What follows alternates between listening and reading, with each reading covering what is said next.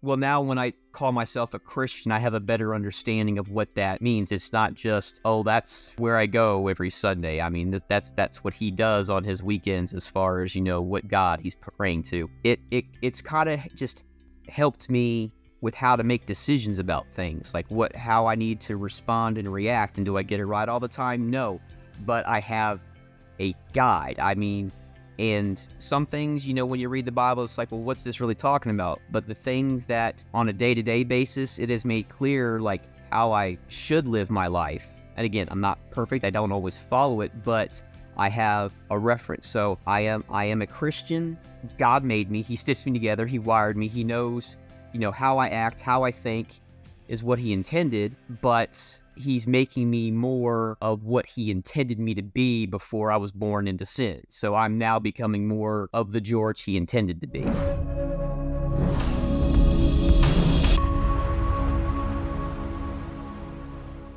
Well, my name's George McMillan.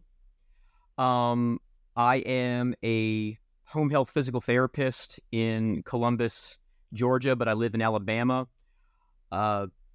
I grew up as a Navy brat, so I've moved around quite a bit. But when I finally found work as a PT, it's brought me down here, and I've been down here the last, it'll be 15 years next March. Okay. And how did you come to know Jesus? What was some of the background behind that? So, my family, my mom and dad, they took me and my brothers to church, because we were moving around so much. It was hard to be consistent in a church, and, we didn't always have one to go to because we just couldn't find one because we were moving frequently. When my dad retired and we finally settled down, we were going to a Presbyterian church, and I grew up going, but got, it was never really a part of my life. It was just something I did growing up. Just jumping ahead, I kind of, was one of those kids that, when I went off to college and started being more on my own, I kind of got away from that, didn't really think much about it. I would have labeled myself as a Christian, but not, I don't even say I wouldn't have told people that, I'm a non-practicing Christian. That the concept didn't, that's just how I grew up. When I started going to PT school, things started getting really rough because I was just studying, and it was a more intense thing for me to do. And I just remember one day just breaking down crying, just, why am I working so hard? And I was kind of talking to God. It's like, why am I working so hard? What's the point of me, busting my butt? Well, everybody else seems to be having a little bit of an easier time doing this. And up to that point, I would say the best friend that I had at PT school at that time, he had been inviting me to church. He wasn't pushing. He just, before every Sunday, he would give the invite, and I was kind of like, nah, that's okay. Well, for whatever reason, I finally took him up on his next invite after that incident of just breaking down. And it was a new experience for me. For me, I'd always been used to going to church that, it was big organs and there was a choir, and it was just kind of humdrum. This is the first time I'd ever been to a church where there were guitars and drums playing, and it kind of got me a little bit more engaged. The pamphlets that they handed out kind of had like blank sections for you to write in answers, so it helped me get more engaged with the church. And I remember one day he was just, at the end of the sermon, I went up to the pastor and I told him that I was having kind of this issue with, sometimes I just don't feel like I'm saved. I just don't feel like I'm walking with God. I don't know how to explain it, but I use the word feel. And he had a discussion with me, and he says, well, George, feeling's a lot like a caboose on a train.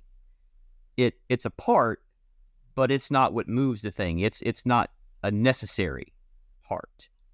And he kind of just explained to me how really it's faith is what really drives a person's relationship with God and Jesus.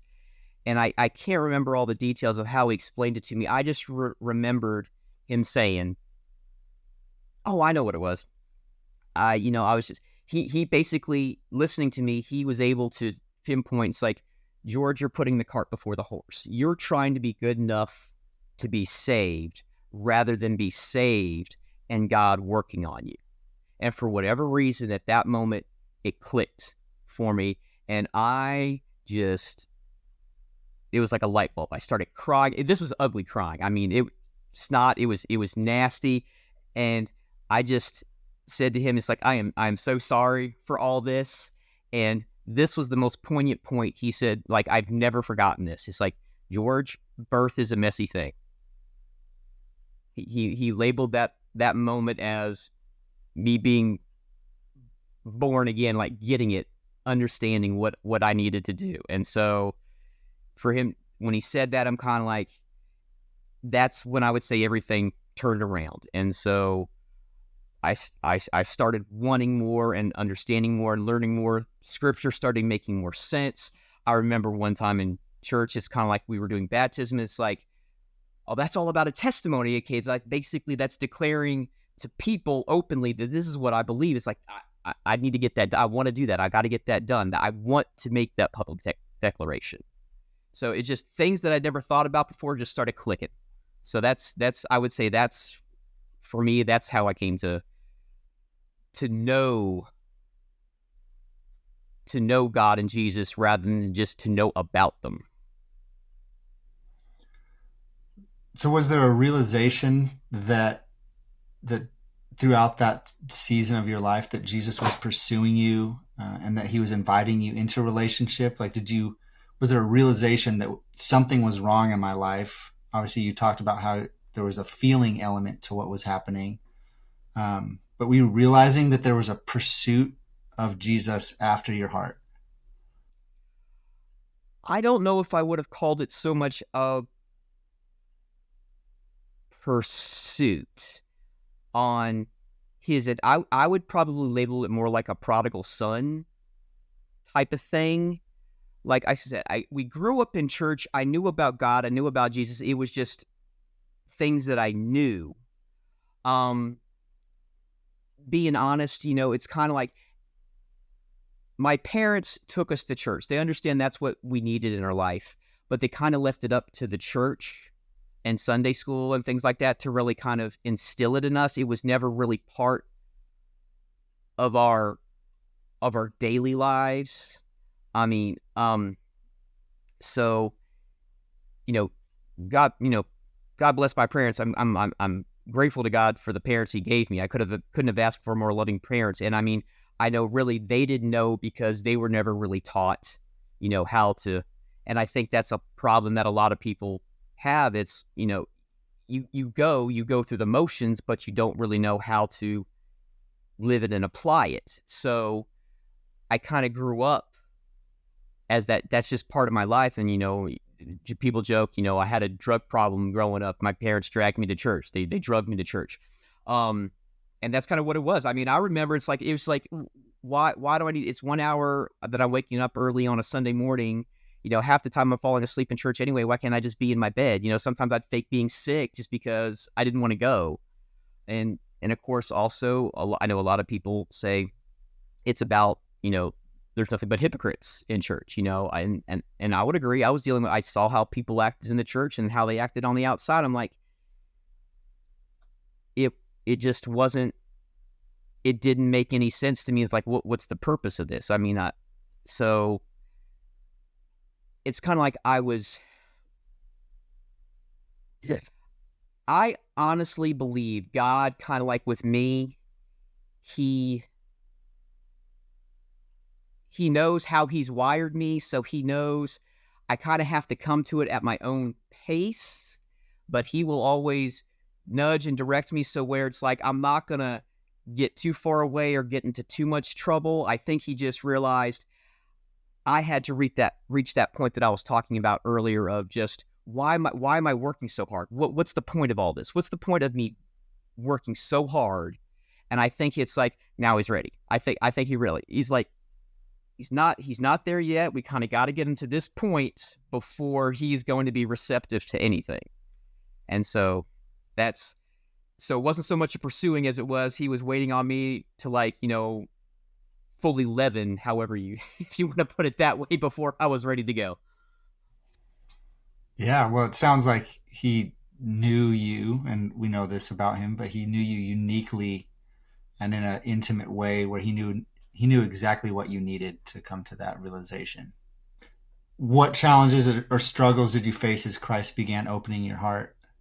This is I wouldn't say as he began to open my heart. In the beginning, I don't think I faced too many struggles because, like I said, I was invited to church by my friend, my best friend. So, it kind of helped gave us another thing that we could relate to and talk to each other about and grow closer together. A lot of my other classmates, for me, PT school was my life for those 3 years when it started. I mean, that was my job. That's where I was 8 hours a day. So I really didn't have too much of a challenge in that sense, where I was getting a lot of pushback from people with how I was living my life and what I was talking about. Now, as time went on and I started reading more and praying more and understanding things more, I started, thinking about other individuals, like, members in my family and all that. And I tried to have conversations with them, but it just didn't flow. It wasn't really organic. It's almost kind of like, when I look back, what I was doing was, it's like I was looking for them to give me the answers I wanted to hear, rather than having just a discussion with them. And so when I tried to, I guess, push in that area, that's kind of when I would be getting a little bit of pushback. And I mean, even one of my brothers was like, just stop talking to me about this. It was like, okay. Yeah. And the men in my family, we love each other. It's just, we just never really talked about our feelings. So kind of getting into this type of area is probably it just made them feel uncomfortable. What was so compelling about Jesus? Maybe why did you finally say yes to his authority and kingship in your life? I don't know if it was anything necessarily compelling. Like I said, I grew up learning about Jesus. I knew what he had done. I heard the stories, how he sacrificed himself. I think when I finally came to accept Christ, like I said, as that pastor had explained to me, I was trying to be good enough to be saved. So I guess when I realized, and what it clicked for me was, you got it backwards. He's going to take you as you are, and then he's going to work on you. It's like, oh, I don't have to do anything. I don't have to earn my way in. Like, you don't have to get your way into college. You don't have to earn your way into PT school. He takes me as I am, then makes me what I need to be. And so I think that's where I didn't have to try so hard, and I don't have to be perfect. And even if I keep making mistakes, that's, I can't undo. He won't kick me out. Once I'm in, and that always and that's one of the verses, and I'm horrible with telling you where it is, but the verse where it says, nothing can pluck me from his hand. That includes me. There's nothing I can do short of, like, saying, I'm jumping out of your hand. I don't want to be a part of this anymore. There's nothing I can do that. So it was kind of just a sense of relief that he's got this. I mean, I joked around for the longest time, why can't I have an instruction manual for life? I'm one of those rule followers. I can read a manual. I know how to follow a manual. And then once I accepted Christ, it's like, oh, it's right here. It's called the Bible. It sounds like there was head knowledge, but it hadn't sunk down at the heart level yet. Yeah. So I had the book knowledge. I know I had, I was aware, but what to do with it, I didn't really fully understand. Would you say that the invitation that he had given cost you anything? through this process? It didn't really cost me people in my life. I don't want to say it cost me peace, and I'll kind of explain that, but in a sense, it did kind of cost me some peace, because being aware of what's going on and what's eventually going to happen, I am now concerned about the welfare of other people. And I mean, I have Jewish friends, and I mean, they're my best friends.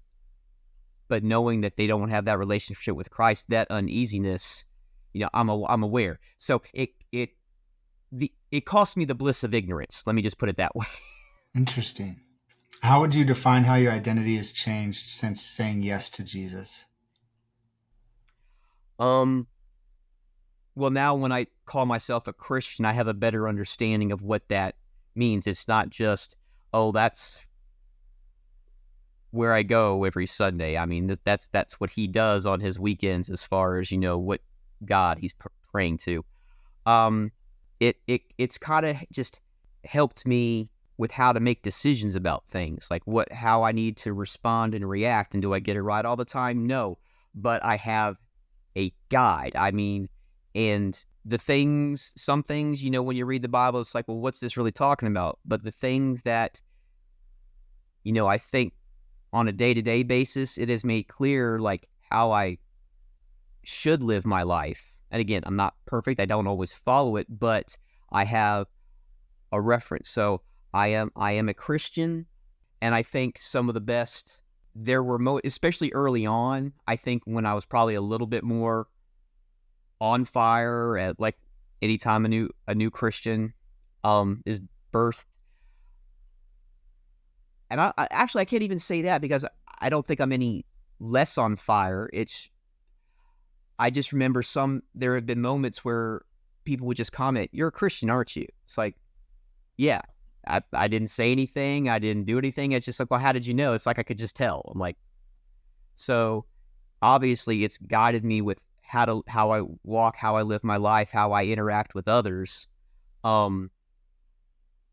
But other than that, I don't think it's changed me, because at the same time, God made me. He stitched me together. He wired me. He knows, how I act, how I think is what he intended. But he's making me more of what he intended me to be before I was born into sin. So I'm now becoming more of the George he intended to be. On the post end of this event, or this period of your life, you knew at the head level that what God had done in sacrificing his son, but maybe at the heart level, what was the maybe emotional experience that you had gone through, now fully understanding, like, man, I knew at my head level that Jesus went to the cross for me, but now I understand this fully at such a deeper level than just knowing that he went to the cross for me. Having understood that now more fully, how did that impact your relationship with Jesus? Just understand, honestly, it helped me understand that there is a love that I just can't fully comprehend. I mean, he, despite how I am, how I was before, and I wouldn't have said I was hostile towards him. I was just more aloof, just, eh. But the fact that he didn't give up on me, that he was just, his timing's perfect. He was just waiting for the right moment. That level of patience, that level of forgiveness, that level of grace and mercy. It's kind of like, I can't fully understand that, because I mean, I know there are times where I still get frustrated with people and I don't want to give them grace and mercy, but the fact that no matter, despite how I was acting, and he could have just as easily given up on me. It's like, well, not worth it, move on to the next person, but he didn't.